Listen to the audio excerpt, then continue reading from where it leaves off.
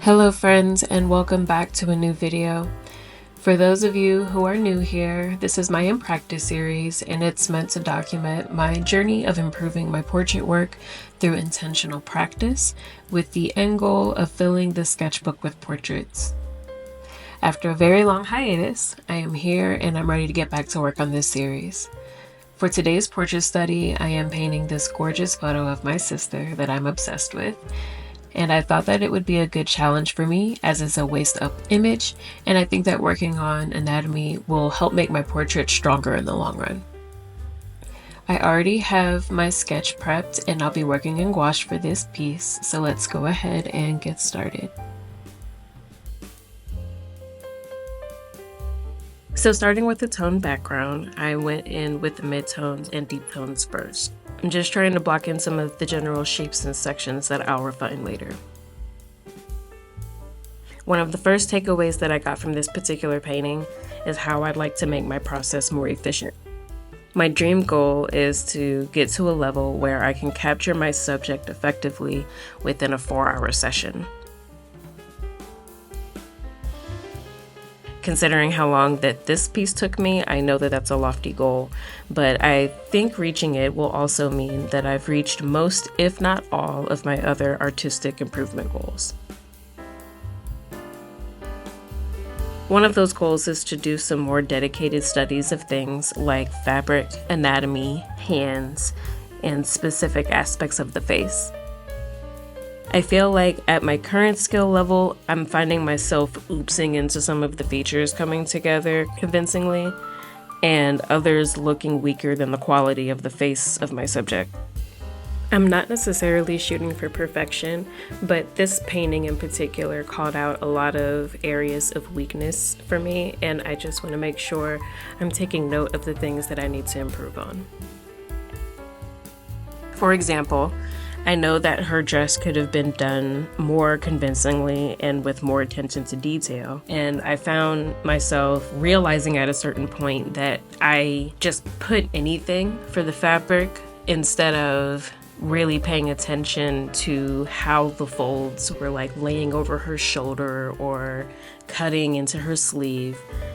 And I'd really like to get to a place where I'm not only translating fabric convincingly, but in a way that helps to emphasize the texture and that it looks like it's formed in a natural way.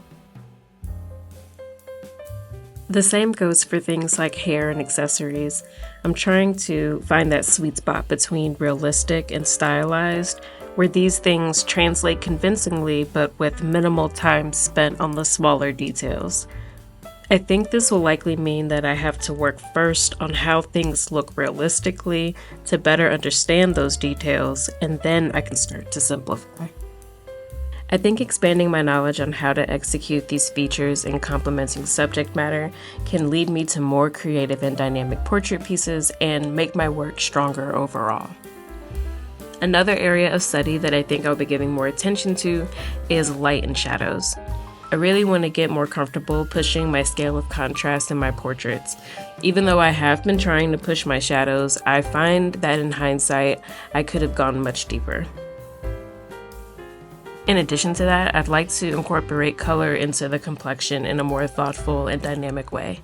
Looking back at it now, I see in the reference image areas of her face where it's more cool toned or where touches of lavender and pinks could have been used to give more life to her complexion.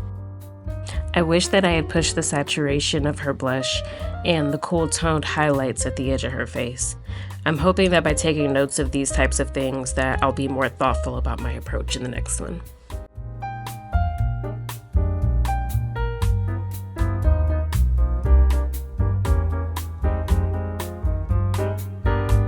Another thing that I want to note is the importance of giving the paint a moment to dry in order to truly see what you've already laid down.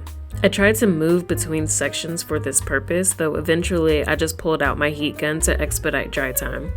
This is one of the drawbacks to water-based media, and gouache especially can look very different once it dries down.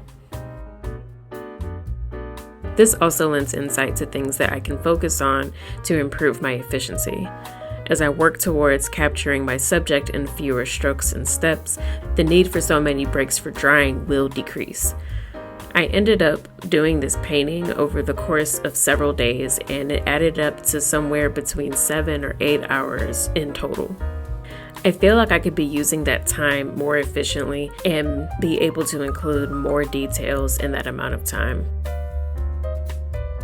Unfortunately, in my current process, I spend a lot of time going back over areas to refine or put in shadows or details that I didn't notice before, and I really want to get to a point where I'm not having to spend so much time fixing my mistakes.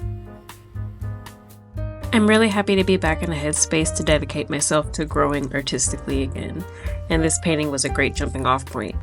I learned a lot, and it helped me bring definition to some actionable steps that I can take to reach my goals. I hope that you all enjoyed this video. If you have any questions or thoughts, please drop them in the comments section. Thank you so much for watching, and see you in the next one. Peace.